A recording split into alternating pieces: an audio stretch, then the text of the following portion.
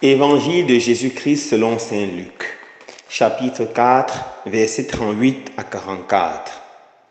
En ce temps-là, Jésus quitta la synagogue de Capharnaüm et entra dans la maison de Simon.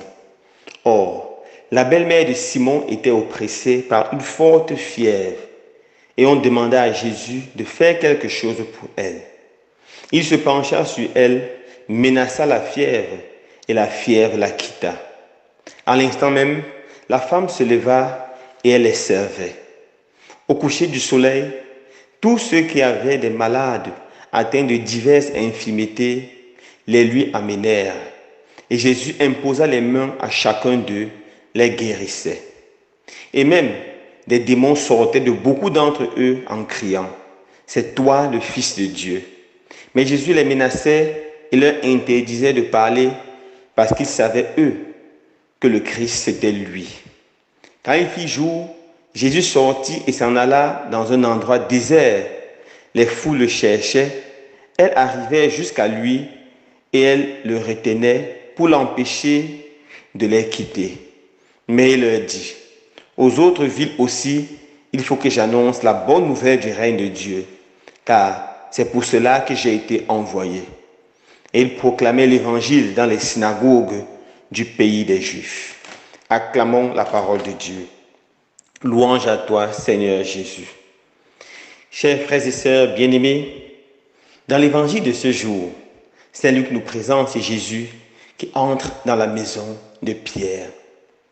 Il racontait l'histoire d'un jeune garçon. Sa maman était extrêmement malade et il vivait simplement avec sa maman. Alors, il avait besoin de l'argent. Il avait besoin d'argent pour acheter quelques médicaments pour sa maman. Son gagne-pain, c'était de vendre les journaux. Malgré qu'il pleuvait terriblement, il est sorti dans la pluie, dans un climat glacial, pour aller vendre les jumeaux. Il avait absolument besoin d'un peu d'argent pour acheter du paracétamol et calmer la fièvre de sa maman. Après avoir passé de longues heures dans la rue sans vendre un seul journal, un monsieur est passé et lui a dit « Je veux un journal ». Pendant qu'il s'est préparé à donner le journal, le monsieur a sorti un grand billet et lui a donné. Il a donné le journal. Quand il commençait à réfléchir pour la monnaie, le monsieur lui a dit « Gardez la monnaie, gardez tout. Et faites une petite prière pour moi plus tard. » Et pendant qu'il souriait, le monsieur lui a dit « Le climat est vraiment très froid, n'est-ce pas ?» Il a dit « Le climat était froid jusqu'à ce que vous arriviez. Maintenant, je me sens réchauffé. » C'est exactement ce qui s'est passé dans la maison de Pierre lorsque Jésus est arrivé. Le climat était morose et froid parce que la maîtresse de maison était malade. La belle-mère de Pierre était oppressée par cette grande fièvre et l'atmosphère dans la maison était triste. Jésus arrive, il va dans la chambre, il pose la main sur elle et il la relève. La fièvre s'en va totalement. On voit là la puissance de Jésus. Et la joie revient sur le visage de cette femme et plus encore sur le visage de tous les habitants de la maison. Et cette femme, pour exprimer sa joie, se met immédiatement au travail. Elle commence à tout faire pour préparer le repas et il est servi à temps. Voilà la grandeur et la beauté de Jésus.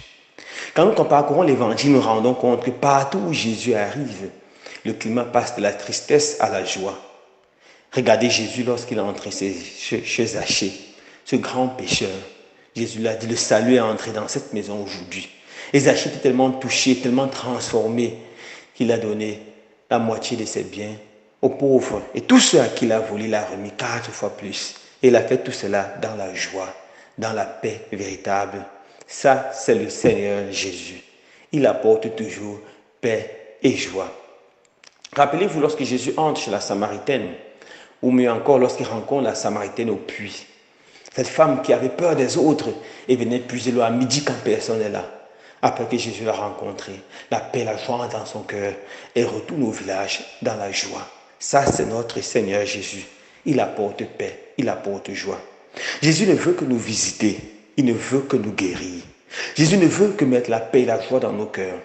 Pourquoi avons-nous peur de l'accueillir? Pourquoi avons-nous peur de lui ouvrir grand les portes de nos cœurs, les portes de nos vies? Dans l'Apocalypse, il nous dit, « Voici, je me tiens à la porte de ton cœur et je frappe. » Jésus frappe à la porte de nos cœurs. Il frappe à la porte de nos vies. est-ce que nous aurons le courage d'ouvrir les portes? Le pape Jean-Paul II disait à l'an 2000 aux jeunes, n'ayez pas peur d'ouvrir large les portes au Christ. Il vous aime, il veut entrer chez vous, il veut vous donner la joie, il veut transformer vos peurs, vos larmes en joie.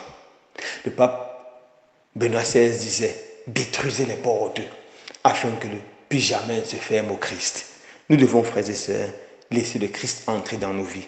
Il nous guérira et on aura la force de le servir dans la joie. Je finis par ce témoignage qui est un témoignage vrai. C'est une femme que j'ai connue qui était très malade. Elle souffrait de sinusite. Elle était toujours obligée de s'emballer avec tellement d'habits pour se couvrir contre le froid. Elle souffrait d'asthme, pardon. Elle était toujours obligée de s'emballer pour se couvrir du froid. Elle marchait avec des médicaments ventolins qu'elle devait aspirer à tout moment. Alors elle a beaucoup prié. Le Seigneur l'a visitée et l'a guérie. Une fois guérie, elle s'est posé la question, comment vais-je servir le Seigneur? Elle s'est rendue compte que chaque mois, elle dépensait environ 15 000 francs pour son traitement. Et elle a décidé que chaque mois, les 15 000 francs qu'elle utilisait pour son traitement, elle va l'utiliser pour les pauvres. Et elle préparait chaque mois 15 000 francs, elle allait donner aux prisonniers. C'est comme ça que le Seigneur l'a bénie puissamment. Et aujourd'hui, elle donne beaucoup plus chaque mois. Et elle me disait une fois, ma maladie allait grandissante. C'est pour ça que l'argent que je mets pour les prisonniers et pour les pauvres doit aller grandissant. En principe, si Jésus ne m'avait pas guéri, je devais être en train de dépenser environ 50 000 aujourd'hui à l'hôpital. Alors je dépense avec joie cet argent pour m'occuper des pauvres. Quand ce moment de rentrée, le Seigneur touche nos cœurs, donne la grâce de penser à ces enfants anglophones qui n'ont personne pour payer leur pension, de penser à ces orphelins, veuves de nos familles qui n'ont personne pour payer leur pension. Servons Jésus en leur venant en aide. Loué soit Jésus-Christ.